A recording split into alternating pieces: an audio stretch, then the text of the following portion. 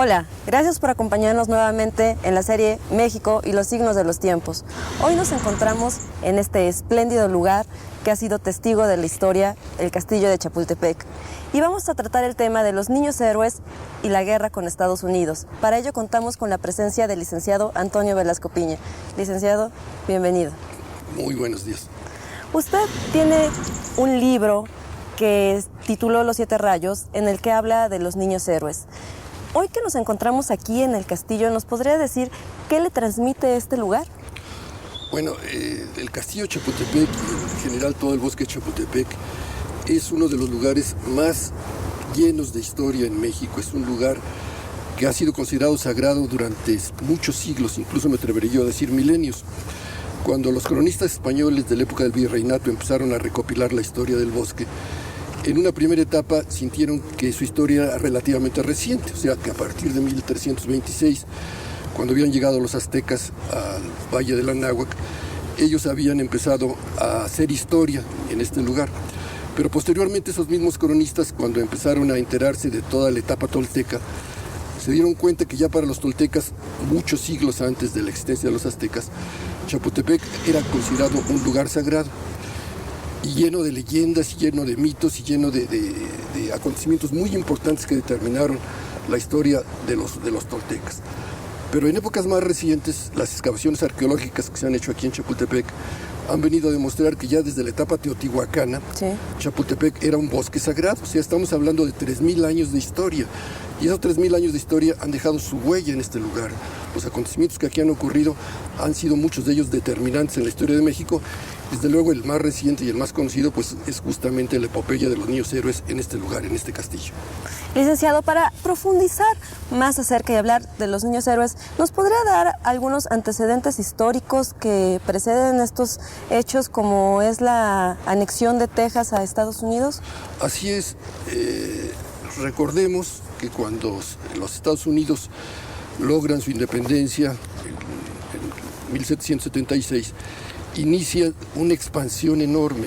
Es decir, ellos se convierten en un foco de atracción para todos los migrantes europeos que huyen de todos los conflictos de Europa y se van a refugiar a los Estados Unidos.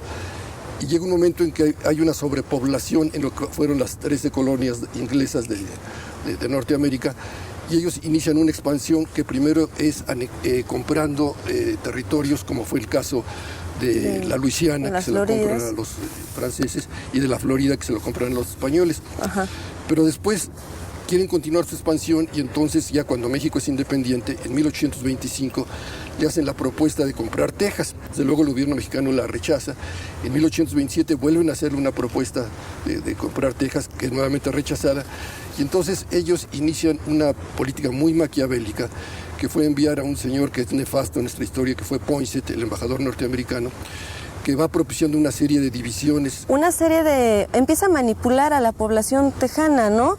Bueno, eso en lo que se refiere a Texas, efectivamente, lo que hacen es lograr que vaya un gran número de migrantes anglosajones ahí poblando Texas, pero esto lo van combinando con esta actuación de este señor Poinsett, y en Texas, cuando ya hay un número de anglosajones muy importante como colonos, se declaran independientes, es decir, se declaran separados de México y constituyen la República Tejana. Pero después de esto, como es muy sabido, se anexan a los Estados Unidos. Santana, aquí aparece esta figura que es la más nefasta de nuestra historia, va a Texas a reprimir la insurrección tejana. Es derrotado y capturado por los tejanos, y entonces él, para salvar su vida, accede a la independencia de Texas, pero lo más grave es que él se va a Washington y ahí establece un pacto con un grupo de políticos norteamericanos muy importantes, sobre todo con Polk, que va a ser después James presidente. Polk. Sí, y entonces en ese pacto él se compromete a seguir una política siempre favorable a los Estados Unidos, sobre la base de que ellos lo van a estar siempre apoyando económica y políticamente en todas sus acciones, ¿no? Santana es desaforado en 1944 porque tiene intenciones de disolver el Congreso aquí y es exiliado en La Habana. ¿Cómo es que Santana regresa acá y qué pasa en ese momento? Bueno, mire, explicar la figura de Santana no es fácil. Recuerde que fue 11 veces presidente de México. Quizás una posible explicación sería esta. El señor indudablemente tenía un gran carisma, una capacidad oratoria excelente, sí. Y lo más importante, era un gran demagogo. Entonces siempre sabía decir las cosas que le agradaban a la gente. Y otra carta de triunfo para él fue siempre su capacidad de corrupción. O sea, toda la gente corrupta sabía que cuando él estaba instalado como presidente iba a permitir todo tipo de negocios chuecos, entonces lo apoyaban lógicamente porque eso iba a facilitar su enriquecimiento.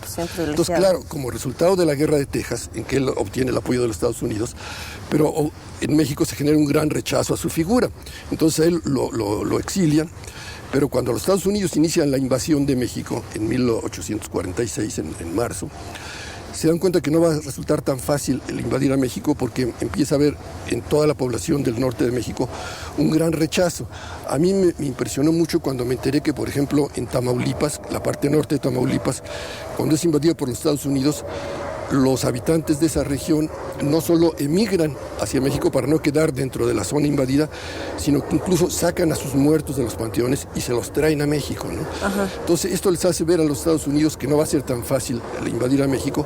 Entonces utilizan su carta de triunfo, que es Santana.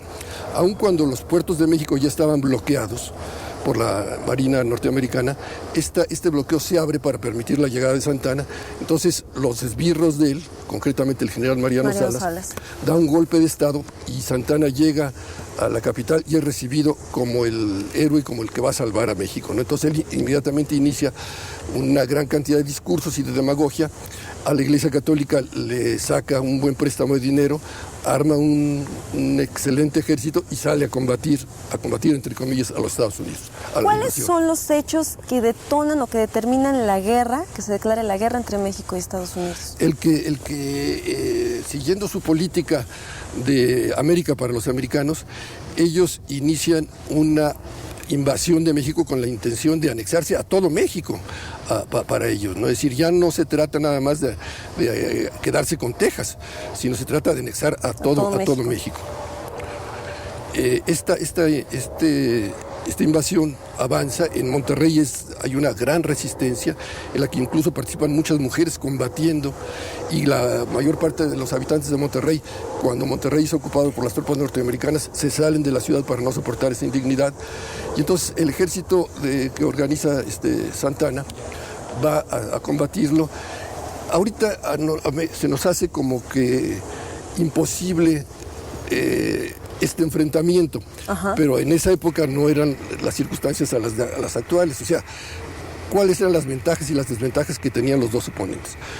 Los Estados Unidos tenían ya en ese momento un armamento de punta, o sea, los cañones, los fusiles eran los más modernos para esa época.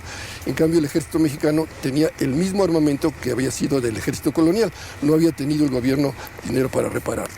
Pero en cambio, la oficialidad mexicana era muy superior a la norteamericana, eran oficiales más preparados, y en todos los encuentros, como se va a ver, la caballería mexicana era incontrastablemente superior a la norteamericana. Entonces no estaban tan desproporcionadas las tropas. Para lograr que triunfasen los norteamericanos, lo primero que hace Santana es llevar al ejército mexicano a marchas forzadas para que lleguen cansados a la batalla. Esta batalla se va a desarrollar en un lugar que se llama La Angostura, en el estado de Coahuila. ¿Nos podría comentar cuáles son las condiciones en las que se desarrolla la batalla de Angostura? Sí, como le mencionaba, el ejército mexicano va a llegar cansado por las marchas forzadas a que lo obligó Santana. Además, Santana le permitió al ejército norteamericano ocupar el espacio donde se va a desarrollar la batalla para que tuviese las mejores posiciones. Y después hizo lo siguiente, colocó la caballería totalmente como fuerzas de reserva para que no participase en la batalla, y insistió en que la batalla se desarrollase a través de un simple combate de artillería, para que así la artillería norteamericana, que era superior a la mexicana, destruyese al ejército mexicano. Pero la batalla se le va a salir de control por esta circunstancia. Para que el ejército norteamericano se pudiese abastecer directamente desde Tampico y no tener una larga línea de abastos, Santana había dado la orden de que las tropas que guarnecían Tampico se alejasen del puerto y se incorporasen al ejército. Entonces estas tropas llegaron con un gran resentimiento porque al salir de Tampico el pueblo los había insultado y los había abuchado diciéndoles: en el momento en que deberían estar ustedes aquí para protegernos, ustedes se van. Entonces hay un momento de la batalla cuando la artillería norteamericana está destrozando al ejército mexicano, que los batallones de Tampico, sin recibir orden alguna, atacan a la infantería norteamericana, y entonces toda la línea de infantería mexicana cree que se ha dado la orden de ataque, y entonces inician el ataque y empiezan a rechazar y a sacar de sus posiciones a las tropas norteamericanas. Santana ve eso, se asusta y le da orden a la caballería mexicana que se aleje del campo de batalla. En el momento en que los norteamericanos, al ver que estaban siendo derrotados su infantería, hacen que entre en acción la caballería de ellos, pero va a ocurrir también algo semejante a lo que ocurrió con la infantería, que el general Jubera, que era el que dirigía la caballería mexicana, sí, al ver que ha entrado en acción la caballería norteamericana, sin recibir orden de Santana, hace que entre en acción la caballería mexicana, y entonces derrotan totalmente no solo a la caballería mexicana, sino incluso al ejército mismo norteamericano, o sea, toda la infantería la hacen retroceder totalmente y ganan la batalla. Pero ahí da Santana la orden de que se tienen que retirar. Entonces, ¿se considera un triunfo? Bueno, es difícil decir si fue triunfo o derrota. En sí la batalla fue un triunfo, pero ¿qué pasa? Que desde luego los oficiales mexicanos están felices y sienten que al día siguiente van a lograr la total rendición del ejército, no solamente su derrota, sino su rendición. Pero Santana dice que esto en primera ya no es necesario, porque ya como el ejército norteamericano ha sido derrotado, sí, ya no va a poder seguir avanzando e invadirlos. Y que además ya no se puede realizar otra batalla, porque entonces él hace un gran teatro diciendo que ha habido sabotaje y que todas las cajas de parque del ejército mexicano no llevan sino piedras o están vacías, porque él así lo había ordenado. Entonces que ya no pueden realizar una segunda batalla porque ya no tienen parque, y que además insiste que ya no es necesario. Entonces el ejército mexicano regresa a la Ciudad de México, en donde por supuesto Santana es recibido con grandes honores como el salvador de la patria. Claro, por supuesto. ¿Cuál es la reacción que tiene el gobierno de Estados Unidos ante estos hechos? Que se da cuenta el gobierno que le va a ser imposible ocupar a México a base de un avance de norte a sur, y entonces que tiene que atacar por Veracruz. Entonces es lo que hacen, en vez de seguir avanzando de norte a sur, desembarca un ejército en Veracruz. Incluso hay cambio de comandantes, sí, ¿no? Exacto. Es decir, se destituye a Taylor y se nombra a Polk para dirigir ya esta segunda parte de la guerra. En esta nueva estrategia, ¿dónde es al lugar que se dirigen para librar su primera batalla? Bueno, Santana, o él organizó un ejército. Hay una cosa interesante, que había tal rechazo ya a Santana, que entonces él le manda una carta a Polk diciéndole al general Scott, sí, diciéndole que necesita dinero para poder mantenerse en el poder. De esto hay constancia en los archivos norteamericanos, ¿eh? Entonces el general norteamericano le da una gran cantidad de dinero, con la que él nuevamente vuelve a hacer una campaña a su favor desde Puebla antes de entrar a la Ciudad de México. Sí. O sea, para que cuando llegue a la Ciudad de México ya haya un ambiente favorable a toda la gente a la que le estuvo repartiendo dinero para que lo alabase, ¿no? Y entonces él nuevamente vuelve a pronunciar grandes discursos, y aunque parezca increíble, logra convencer a la gente. Hay testimonios del gran entusiasmo que se generó entre la población mexicana para incorporarse al ejército y salir a combatir a los norteamericanos, ¿no? O sea, el carisma de Santana conquistaba. Volvió a funcionar. A cualquiera. Y toda la gente se incorporó al ejército y marcharon a detener al ejército norteamericano en Jalapa. En esta vez Santana escoge el lugar adecuado, o sea, un lugar donde no pudiese funcionar la caballería, que era la que siempre decidía las batallas en este caso, y entonces insiste en que sea un duelo de artillería para que así quede destrozado el ejército mexicano, y así ocurre. La artillería norteamericana termina por desbandar al ejército mexicano. Esto es lo que conocemos como la batalla de Cerro Gordo. Exactamente, sí. En Perote, en el camino cerca de Jalapa. ¿Cuáles son las consecuencias que se dan a partir de la batalla de Cerro Gordo? Bueno, la más importante es que la mayor parte de los oficiales del ejército mexicano comprendieron que Santana estaba actuando con traición, entonces deciden ya no reincorporarse, sino organizarse en guerrillas y estas guerrillas van a impedir cualquier ayuda que reciba el ejército norteamericano entre Veracruz y Puebla, ¿no? O sea, va a quedar totalmente aislado. A su vez, se genera un gran rechazo a Santa Anna en la Ciudad de México inicialmente, pero él consigue que el general Scott le dé una fuerte cantidad de dinero con la cual se la reparte entre sus partidarios, y estos nuevamente hacen una gran campaña en su favor, de tal forma que aun cuando durante un tiempo Santa Anna no se atreve a regresar a la Ciudad de México, cuando a través de este dinero ha conseguido apoyo, logra nuevamente regresar, ¿no? Nuevamente nos encontramos que el carisma de Santa Anna conquista al pueblo de México. Y a tal grado lo conquista que vale la pena leer un poco de una obra que una serie de intelectuales mexicanos hicieron para rememorar todos los acontecimientos de la guerra, en que relatan cuál fue la reacción de los habitantes de la Ciudad de México ante la ya inminente invasión norteamericana. Dice: los batallones contaron bajo sus banderas a más soldados que en cualquier otra época anterior. Allí se encontraba el proletariado miserable, el artesano honrado, el trabajador comerciante, el caritativo médico, el abogado laborioso, el oficial retirado. Confundidos el pobre y el rico, el juicioso y el calavera, el estudioso y el disipado, formaban un conjunto en que había hombres de todas las opiniones, de todos los partidos, de todas las edades, de todas las clases, unidos con un vínculo fraternal, el de ser mexicanos.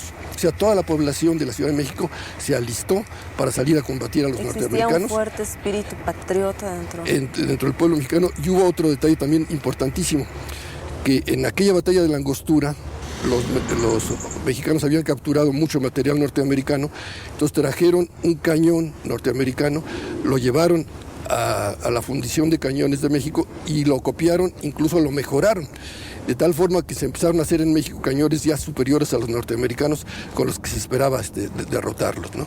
Entonces Santa Anna, de todo esto, por supuesto, mantenía informados a los norteamericanos y les avisa que todas las fortificaciones van a estar en el camino entre Puebla y la Ciudad de México. Es decir, que no se les vaya a ocurrir atacar por ahí, porque por ahí no van a poder pasar jamás. Claro. O sea, a la altura de lo que son los baños del Peñón, sí. Ahí todo el pueblo, mujeres, niños, ancianos, todos empezaron a cavar una gran cantidad de trincheras y hacer unas fortificaciones que resultasen inaccesibles para los norteamericanos. Pero estos ya estaban avisados que no podían acceder a la ciudad por ahí. Y entonces dieron un gran rodeo y van a entrar por la parte sur, ¿no? Pero Santa Anna, ¿dónde decide él poner al ejército mexicano? En el camino del Peñón, es decir, en el Peñón. En el Peñón de los Baños, todas las fuerzas las concentra ahí es donde se colocan todos estos cañones que ya eran superiores a los norteamericanos, y ahí está concentrada la casi totalidad del ejército mexicano. ¿No le decían los demás generales que también la ciudad podía ser rodeada y podía accederse? Claro, se lo dicen, y entonces él hace lo siguiente. Nombra a un general de un grandísimo prestigio, que era Nicolás Bravo, uno de los grandes héroes de la independencia, como comandante de toda la región sur, y crean algunos cuantos puntos de defensa, pero en esta situación, diciéndoles: mire, el ejército va a estar colocado en el Peñón. Si, como yo no lo creo, dice Santa Anna, se atacase por otro lado, simplemente el ejército se desplazaría hacia el sitio donde vayan a atacar y ahí los vamos a detener. Ajá. Haciendo un breve espacio, se le conoce a Nicolás Bravo como un hombre magnánimo. ¿Por qué? Recordemos lo que ocurre en la Guerra de Independencia. Cuando el sitio de Cuautla, Morelos logra romper el sitio de Cuautla, pero Leonardo Bravo, el padre de Nicolás Bravo, no logra salir y es capturado por los españoles. Entonces Morelos le dice al gobierno virreinal: mira, aquí tenemos 300 oficiales españoles presos, te los cambiamos por Leonardo Bravo.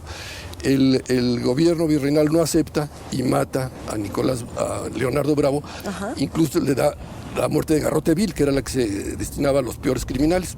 Entonces Morelos se enfurece y le dice a Nicolás Bravo: te entrego a los 300 prisioneros y tú puedes hacer con ellos lo que tú quieras. Entonces Nicolás Bravo les explica: mi padre fue muerto en estas condiciones, entonces como represalia de eso todos ustedes quedan libres sin ninguna condición. Es decir, ni siquiera les voy a pedir que ustedes se comprometan a no volver a combatir a los insurgentes, quedan libres totalmente. Entonces eso nos da una idea de cómo era la calidad moral que tenía este señor, ¿verdad? Sí, por supuesto. Entonces, lógicamente, cuando se le nombra el comandante de toda la zona sur, eso también produce un gran entusiasmo en la gente que dice, bueno, con un señor claro, porque así, creen en él. porque creen totalmente en él, ¿no? Entonces él va a quedar a cargo de, incluso aquí en el castillo de Chapultepec, él está por encima del general Monterde, que era el director del colegio militar, ¿no? Era la máxima autoridad de esta zona. Pero todo dependía de que cuando se atacase por esta zona, Santana autorizase la movilización del ejército, y eso no va a ocurrir. Las tropas norteamericanas atraviesan ¿Y deciden accesar por dónde? ¿Por dónde es que ellos por lo que conocemos como el Pedregal de San Ángel, que costaba mucho trabajo pasar por, era un lugar muy inaccesible, pero pasan por ahí y llegan a San Ángel. Claro, de San Ángel se dan cuenta de eso y corren a avisarle a Santana, pero él dice, no es cierto, es una maniobra para distraernos y hacer que movamos nuestras fuerzas. En San Ángel, y manda nada más al general Valencia, que era uno de los generales más valientes, pero con un grupo muy pequeño de tropas. ¿Quiénes son los que le avisan a Santana? ¿Quién los recibe en San Ángel? Los grupos de guerrilleros que operaban en esa zona se dan cuenta de eso. Un guerrillero Reina, y entonces él es el que va a avisarle a Santana. Pero no nada más le avisa a Santana, sino le avisa también a Valencia, porque se da cuenta que como que Santana no le va a hacer mucho caso. Entonces Valencia le exige a Santana que lo autorice a ir a reforzar San Ángel, y llega con unas cuantas tropas a San Ángel. Ahí otra vez hay participación muy importante de las mujeres. Hay un grupo de mujeres que toman las armas y defienden con las armas San Ángel. ¿Qué es lo que realiza el general Valencia en San Ángel? El general Valencia va con un pequeño grupo de tropas a defender San Ángel, pero Santana comprende que lo va a desobedecer, porque las órdenes que llevaba eran nada más de ir a ver si estaban entrando los norteamericanos, pero no de combatir con ellos. Lógicamente Pero al ver que se está siendo atacada la guerrilla, exacto, se une. Se une la guerrilla con Valencia y Valencia empieza a combatir a los norteamericanos. Incluso hay un momento muy dramático que es que Santana llega con una gran cantidad de tropas. Y entonces los norteamericanos al ver eso se asustan y creen que están cayendo en una trampa, porque estaban en una actitud de ejército desplegado y no defensivo. Y los mexicanos tenían toda la idea de que el ejército nada más estaba en el Peñón. Exacto, y Valencia, y más bien dicho, las tropas de Valencia creen que van a recibir ayuda de Santana, del ejército que está llegando, y los van a derrotar. Pero no es así. Santana llegaba a ordenarle a Valencia que se retirase, y así lo hace. Valencia, por supuesto, no acata la orden de Santana, vuelve nuevamente a combatir con los norteamericanos, pero es derrotado porque Santana se va para evitar que su simple presencia asuste a las tropas norteamericanas y aliente a las mexicanas. Entonces ahí termina la defensa de Valencia, que hace actos heroicos, ataques temerarios y todo, pero pues era un puñado de tropas nada más, ¿no? Claro, y esto debe haber enfurecido a Santana, la actitud de Valencia. Por supuesto. ¿Ha sido algún castigo? No, él ordena que lo fusilen, cuando lo capturen, porque queda totalmente enfurecido porque no se hayan acatado sus órdenes, ¿no? Después de esto ya nada más quedaban dos baluartes antes de entrar a la Ciudad de México. Uno era Churubusco y el otro era Chapultepec. Eran los únicos baluartes que estaban impidiendo el avance de varias divisiones norteamericanas. Todo el ejército mexicano sigue concentrado en el Peñón. Bueno, en nuestro próximo programa hablaremos entonces de las batallas en el convento de Churubusco y de lo que sucede aquí en el castillo. Les agradecemos mucho su atención aquí por Aprende TV y los esperamos para nuestra próxima emisión. Gracias.